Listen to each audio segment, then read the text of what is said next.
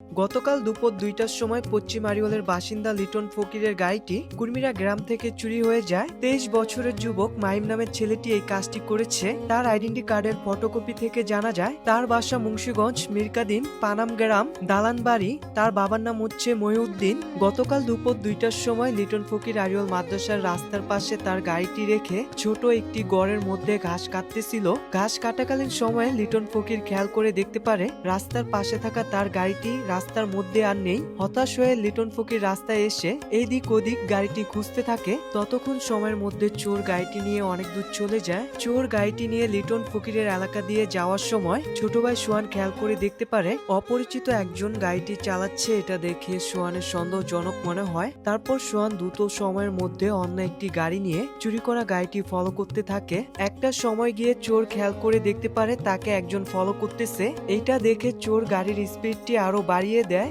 সোহান পশ্চিম আড়িওয়াল থেকে চোরের গাড়িটি ফলো করা শুরু করে। একটা সময় গিয়ে পূর্ব হুইদ্যা গ্রামে গিয়ে চোরের গাড়িটি থামাতে সক্ষম হয়। সোহানকে দেখে চোর পুকুরে ঝাঁপ দেয়। সোহানও চোরকে ধরার জন্য পুকুরে ঝাঁপ দেয় এবং এলাকাবাসীকে বলতে থাকে চোরটি ধরার জন্য।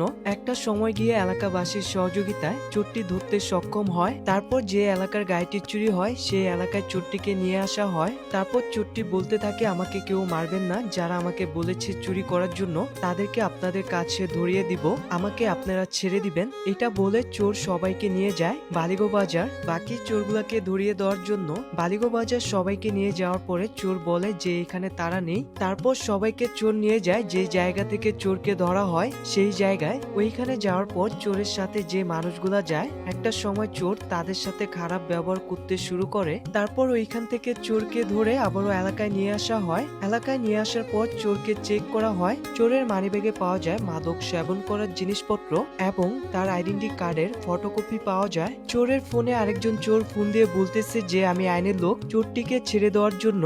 যে কল করেছে তাকে বলে এলাকাবাসী আপনি এখানে এসে চোরকে নিয়ে যান। তার সাথে ফোনে কিছুক্ষণ কথা বলার পর এলাকাবাসী বুঝতে পারে এটা হচ্ছে চোরের আরেকটি সদস্য যারা গাড়ি চুরি করে এবং ছিনতাই করে। আপনারা অনেকে শুনে থাকবেন তারা মানুষদের ধারালো অস্ত্রের মাধ্যমে মেরে বিভিন্ন জায়গায় আঘাত করে চুরি এবং ছিনতাই করে থাকে। তাদের সঠিক বিচার না হওয়ার কারণে দিন দিন চুরি এবং ছিনতাই বেড়েই যাচ্ছে।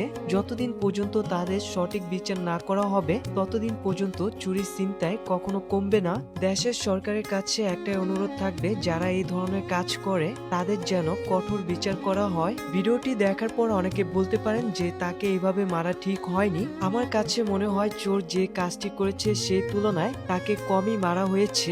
যার গাড়িটি আজকে চোর চুরি করতে আসছে সে এই গাড়িটির মাধ্যমে তার পুরো ফ্যামিলিটা চালায়। তার ওরকম সামর্থ্য নেই যে সে আরেকটা গাড়ি কিনবে। যে মানুষগুলা গাড়ি চালায় তাদের মধ্যে বেশিরভাগ মানুষ কিস্তি এবং ধারের মাধ্যমে গাড়ি কিনে থাকে। আপনি একটাবার চিন্তা করে দেখেন যদি আজকে এই গাড়িটি চুরি হয়ে যেত তাহলে গাড়ির মালিকের অবস্থাটা হতো কি। সোহানের সাহসের কারণে গাড়িটি সুরক্ষিত রয়েছে এবং এলাকাবাসী চোরটি ধরতে সক্ষম হয়েছে। আমরা সবাই সতর্ক থাকার চেষ্টা করব। চোর এবং ছিনতাইকারীকে আমরা আইনের হাতে তুলে দেওয়ার চেষ্টা করব। সর্বশেষে আমরা এই চোরটিকে ছেড়ে দিই এবং চোরটি চলে যায়। ভিডিওটি সবাই শেয়ার করে দিবেন, অন্যদের দেখার সুযোগ করে দিবেন। সবাই ভালো থাকবেন, সুস্থ থাকবেন। ইনশাল্লাহ আপনাদের সাথে পরবর্তী ভিডিওতে দেখা হবে। আল্লাহ হাফেজ।